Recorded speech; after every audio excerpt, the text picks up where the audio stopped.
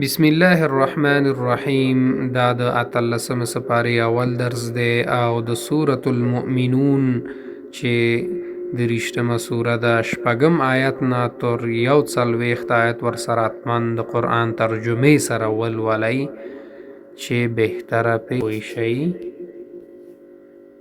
اعوذ بالله من الشیطان الرجیم. ملكت أيمانهم واکمن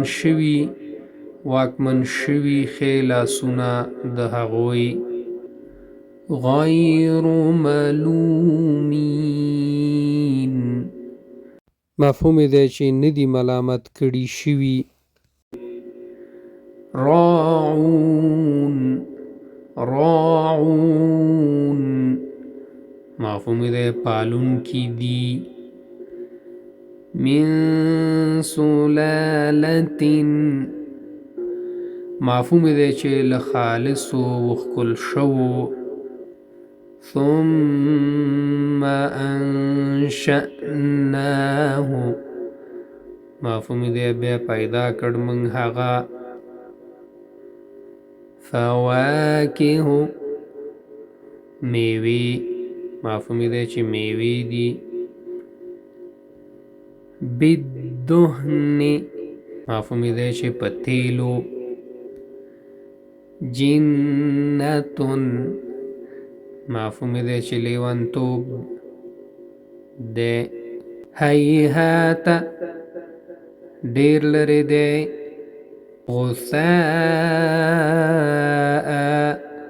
مفهوم دی چې سیلاب راوړي.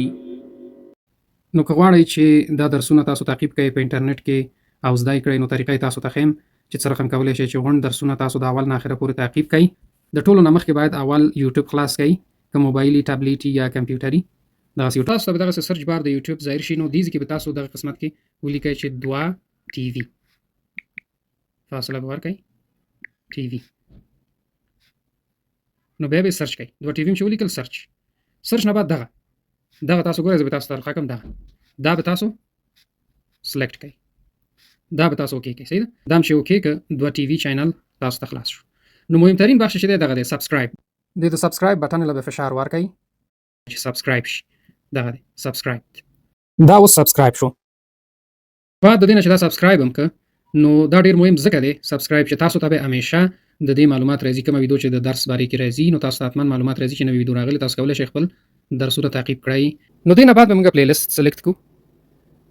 پلی لیست هم چې انتخاب کړئ کې غونډ درسونه دي. پلی لیستونو کې غونډې سپارې شته، مثلا 14مه سپاره شوه، 15مه شوه، 14مه شوه، هره سپاره مثلا اول پورې 4مه سپاره شوه، دا د اول جز اوله سپاره.